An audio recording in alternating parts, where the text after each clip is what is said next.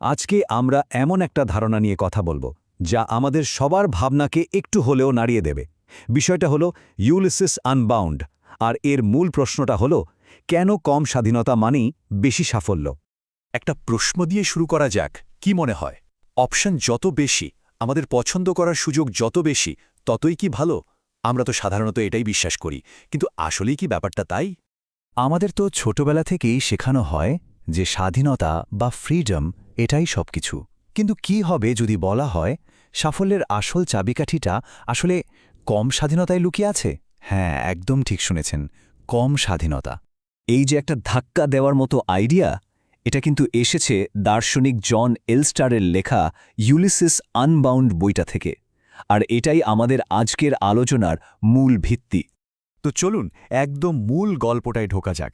ইউলিসিসের সেই বিখ্যাত কৌশল, যাকে বলতে পারেন ইতিহাসের প্রথম আর সবচেয়ে সেরা লাইফ হ্যাক। ভাবুন একবার, প্রাচীন গ্রিক বীর ইউলিসিস চলেছেন জাহাজ নিয়ে। সামনে এক দ্বীপ, যেখানে থাকে সাইরেনরা। তাদের গান যে কি সাংঘাতিক সুন্দর আর জ্ঞানে ভরা, কিন্তু একটাই সমস্যা, যে শোনে সেই জ্ঞান হারিয়ে জাহাজ নিয়ে সোজা আছড়ে পড়ে পাথরের ওপর। ব্যাস, সব শেষ। এখন ইউলিসিস কি করবেন? ইউলিসিস যা করলেন তা এক কথায় অসাধারণ। খুবই সহজ কিন্তু দারুণ কাজের একটা প্ল্যান। প্রথমে তিনি তার নাবিকদের কানগুলো মোম দিয়ে বন্ধ করে দিলেন, যাতে তারা ওই সর্বনাশা গান শুনতেই না পারে। আর নিজে তো গানটা শোনার লোভ সামলাতে পারছেন না, তাই নিজেকে জাহাজের মাস্তুলের সাথে শক্ত করে বাঁধতে বললেন।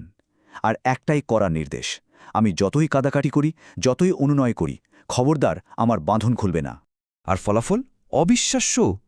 ইউলিসিস সেই স্বর্গীয় গানও শুনলেন, আবার তার জাহাজও ডুবল না। সবাই সহি সালামতে পেরিয়ে গেল সেই দ্বীপ। আসল ব্যাপারটা কি দাঁড়ালো? তিনি সফল হলেন, কারণ তিনি নিজের স্বাধীনতাকে ইচ্ছে করে কমিয়ে দিয়েছিলেন। এই যে একটা কৌশল, এটারই একটা আধুনিক নাম আছে, প্রি কমিটমেন্ট। মানে ভবিষ্যতের কোনো একটা দুর্বল মুহূর্তে ভুল সিদ্ধান্ত নেওয়ার ভয়ে বর্তমানের আমি, যে কিনা এখন শান্ত, যুক্তিবাদী, সে ভবিষ্যতের ওই দুর্বল আমির জন্য কিছু নিয়ম বা বাধা তৈরি করে দিচ্ছে। কিন্তু কেন আমাদের এমনটা করার দরকার পড়বে? ইউলিসিসের মতো নিজেদের বেঁধে রাখার কি প্রয়োজন? কারণটা হলো, আমাদের আসল যুদ্ধটা বাইরের কারো সাথে না, বরং নিজের সাথেই। এলস্টারের মতে আমাদের সবার ভেতরেই দুটো সত্তা কাজ করে। একটা হলো কুলার সেলফ বা আমাদের শান্ত যুক্তিবাদী মনটা। ও একদম দীর্ঘমেয়াদী পরিকল্পনা করে, যেমন পার্টিতে যাওয়ার আগে ঠিক করল আজকে কিন্তু 2 পেগের বেশি একদমই না। আর আরেকটা হলো প্যাশনেট সেলফ বা আবেগী মন। ও বর্তমানের মজাতেই দুয়ে থাকে।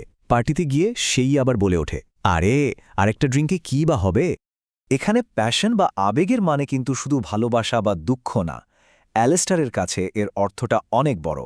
ধরুন, প্রচণ্ড রাগ, ভয়, নেশাগ্রস্ত অবস্থা বা কোনো কিছুর জন্য তীব্র লোভ, এই সব কিছুই হলো সেই প্যাশন, যা আমাদের ভালো মন্দ বিচার করার ক্ষমতাকে নষ্ট করে দেয় আর আমাদের সব প্ল্যান ভেস্তে দেয়। এই কারণেই তো পার্টিতে যাওয়ার আগে কেউ হয়তো বন্ধুকে বলে, দোস্ত দেখিস আমি যেন দুটোর বেশি না খাই, আমাকে থামাবে কিন্তু। এটা আসলে কি হচ্ছে? এখানে তার যুক্তিবাদী কুলার সেলফ ভবিষ্যতের আবেগী প্যাশনেট সেলফকে কন্ট্রোল করার জন্য একটা মাস্তুল তৈরি করে রাখছে। বন্ধুটি হলো সেই মাস্তুলের দড়ি। এটাই হলো আজকের দিনের ইউলিসিস চুক্তি। তাহলে চলুন এবার কিছু প্র্যাকটিক্যাল উপায় দেখে নিই, কিভাবে আমরা নিজেদের জীবনের জন্য এমন মাস্তুল তৈরি করতে পারি। বাস্তবে এটা আমরা কিভাবে করতে পারি? অনেক উপায় আছে। যেমন ধরুন, সামনে পরীক্ষা, মনোযোগ দরকার, ফেসবুক বা ইনস্টাগ্রাম অ্যাপটা ফোন থেকে ডিলিট করে দিলেন। এটা হলো অপশনই বাদ দিয়ে দেওয়া। অথবা জিমে যাওয়ার জন্য আগে থেকেই টাকা দিয়ে দিলেন, যেটা আর ফেরত পাওয়া যাবে না। তখন টাকার মায়াতে হলেও কিন্তু যেতে হবে।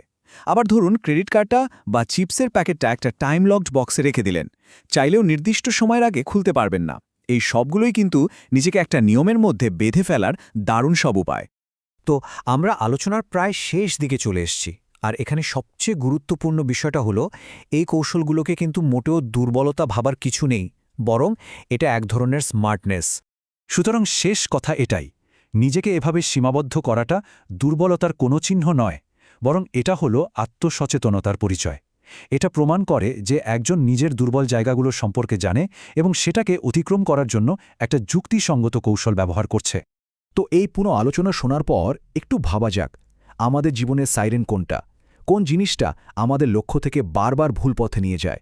আর সেই সাইরেনের ডাক উপেক্ষা করার জন্য আমাদের মাস্তুলটা কি হতে পারে? কোন কৌশলটা আমাদের নিজেদের সেরা ভার্সন হতে সাহায্য করবে?